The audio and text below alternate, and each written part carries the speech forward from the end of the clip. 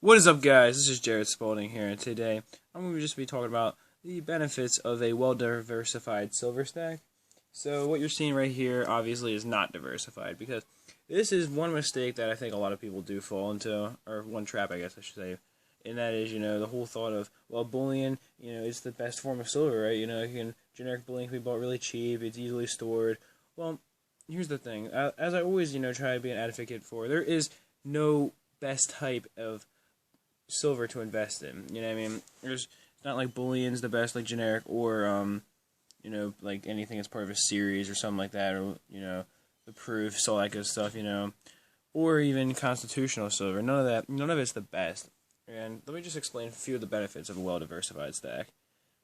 So, first of all, here I'll explain the benefits and downfalls of generic bullion. Now, a few of the benefits are, for one, as I was saying, it's really easy to stack up. Let me just give a demonstration here. Once I, just stack up a few of these bars together, you can really see it's taking up like no space. And remember, I have mostly bars, but I even have a couple rounds too. And you can see, really, that does not take up much space at all. But that is one of the great benefits of it. And also, another one is the fact that it can be bought for relatively cheap. Usually might be paying anywhere from, like, I guess depending on the bar, but usually generic bars might run you anywhere from, like, 45 cents an ounce over, like, 45 cents over spot per ounce to maybe $1. Maybe a little bit more if it's something nicer, but, you're going to start to get into, like, better, or maybe rare or whatever type of bar territory, then, it's just a generic bullion here. But there is also a few downfalls to it. For one, these things are easily faked, and I know there are security measures on them now, but at the same time, I know there's one where you need a special, like, equipment in order to read the code on the bar, but unless you were to go out and buy that yourself, you wouldn't necessarily find that very beneficial to you. And and I know they also have their individual serial numbers. Some of these bars, I don't think all of them do. I think only the 5-ounce one. Actually, this one doesn't even have one. Yeah, so most don't even have a serial number. But you can see these two do have serial numbers on them. But even with that, it's not like it's technology, like a piece of technology that can be tracked to an extent. So it would make it a lot more difficult to do that. And while really it just means that the bar, you can match it up with another serial number online for the bar. It doesn't necessarily protect it against theft. But getting back to what I was saying here, they are, like I was saying, pretty easily faked. It's not like a coin where, it's going to be a lot harder to fake a design. And especially hand-poured bars, somebody could very well, just silver plate them. And, they might be selling them for a little while, and then all of a sudden, drop out of the silver selling community, or whatever you want to call it. And, they might have been selling them from another country like China, or maybe an underdeveloped nation where you can't really, there's no like law enforcement that can do anything. There's nothing that law enforcement can do for you at that point, and you're just gonna have to kind of count your losses on your fake bars. Now again, there's also some security measures through payment methods like PayPal, I guess, but it's really a lot easier to fake something like this, to my point, than something like United States silver coin, just because of the fact that usually those aren't worth faking if it's junk silver. Which, speaking of junk silver, that's what we'll be talking about next year. So, this is one of my favorite forms of silver investing, possibly my favorite overall. And there's a few reasons for that. For one, I think out of every type of silver, this is going to be the most easy to buy for under melt. Several of the coin lots I purchased, I did get for under melt, just due to the fact that I was able to find a really good deal on them. And you are taking kind of a risk when you buy lots like the ones I do, when it's like, because like the one I bought, it was like a half roll of coins, and it said that it was labeled with mercury dime, but he didn't actually know what was inside of it, so it ended up going really cheap. And it ended up being 25 mercury dimes, but I'm pretty sure that the way he worded it, even if it wasn't mercury dimes, they could say, oh well, I told you that there was a risk of it not being mercury dimes, so you didn't have to buy it. and you didn't necessarily, you could have read the thing and realized that it might not have been mercury dimes, and then I don't know what I would have done from that point. So, you know, it is kind of risky when you try to get it for under a mil, but it can be found, it can be done. And also, this is probably the least likely to be faked because of the fact that something like this right here, the silver nickel, is not worth faking. It's going to cost more than its value of like 75 cents melt, maybe 80 cents at this point. But you know, it's going to be a lot more than that just to fake the coin.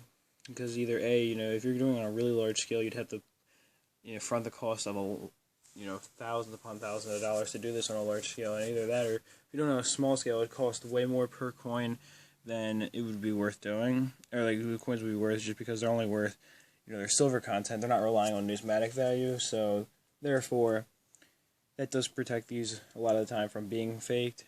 And another thing that is good about these is that they hold a lot of value to them, but at the same time, they have a lot of, I guess, unseen value, because, I mean, all silver, of course, is going to have value, but especially, like, these silver and nickels, and this kind of goes with getting the coins for under melt, but at the same time, you know, the fact that these are only 35% silver, that's where, like, the really unseen potential comes in. People don't necessarily want to invest in them because of the fact that they do have a much lower melt value than some, like, you know, a pure bar, or even some that's 90%.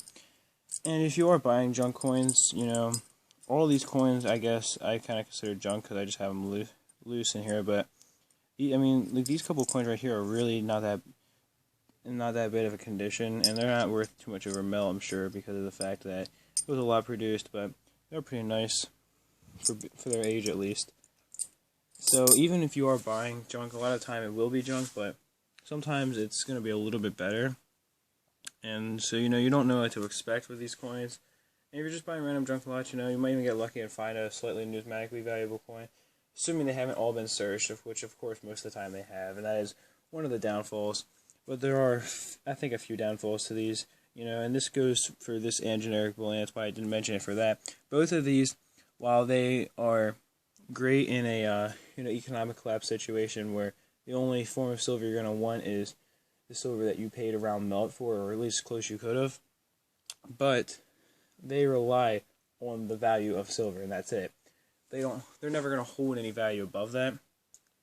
So if the silver price were to drop dramatically by, like, 90% or something like that, and I'm not saying that's going to happen, chances are that probably wouldn't, and if it did, silver can always revalue itself in the long run. But if this were to happen and you needed some money, let's say a little bit later, a couple years down the road, and silver's still way down, and you end up being forced to sell pretty much all your silver to cover the expense. Like, it's not even that large, let's say, but this silver all of a sudden is worth almost nothing. And for one, for two, not that many people are going to be buying. I mean, I guess if the price is that low, people would be buying. But if it were to fall completely like that, I mean, because the demand would bring the price back up. So you have to remember this is an unlikely scenario.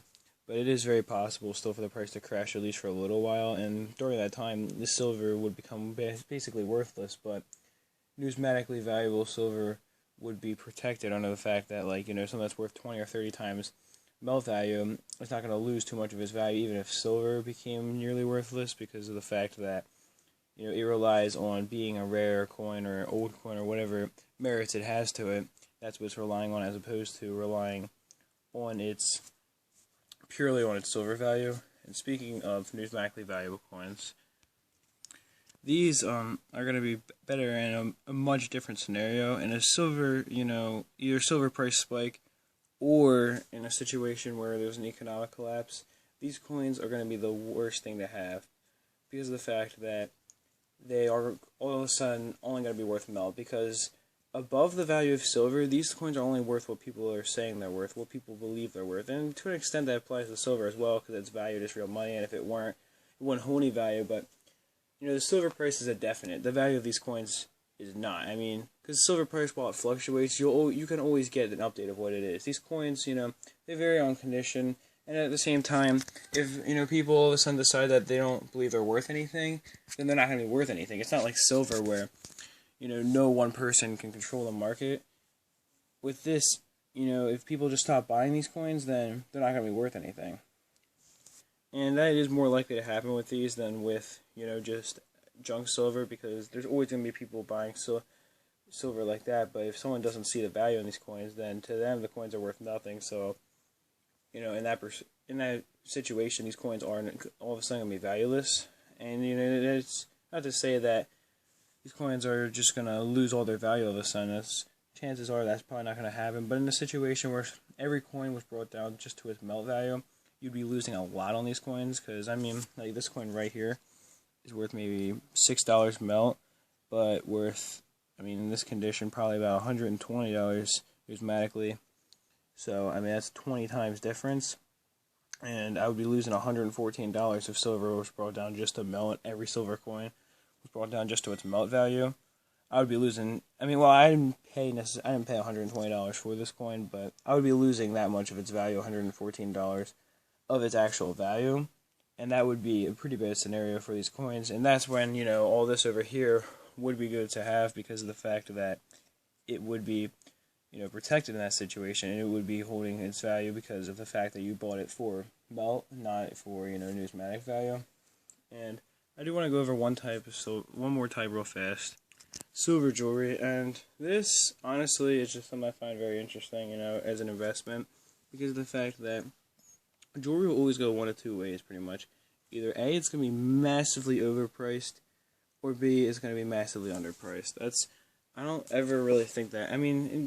You probably could argue and be like, well, you could buy these, silver earrings right there for their melt value, and I guess to an extent you'd be right, but the thing about jewelry is that either A, there's a huge market for it, and everybody wants jewelry, so even though it's just silver and it's not that much, people are still thinking just because, the mold and the fact that it is jewelry, all of a sudden it's worth a lot more.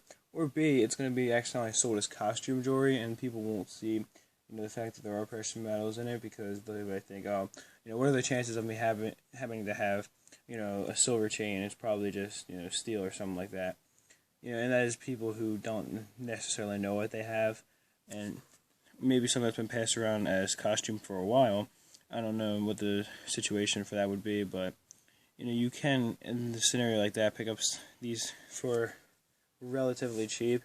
And, again, I think that the silver jewelry, is only going to be worth its silver content. Like none of these gemstones would be worth anything, because they'd basically be useless in a economic collapse situation. So, you'd most likely be melting these down, so all of this you'd want to pick up for only the, under the melt value of silver still, so it would serve it just as like that would, picking up really cheap. That's more of these earrings. This stuff's a little bit nicer because it has some stones on it. This has a stone on it, and a little gold band right there. But anyway, I do hope you guys enjoyed this video, and, I just wanted to show the benefits, I guess, of a well-diversified stack and how you'll be protected. If you diversify into many different forms of precious metals, you'll be protected in any situation. And that's it for this one. Peace, love, much respect.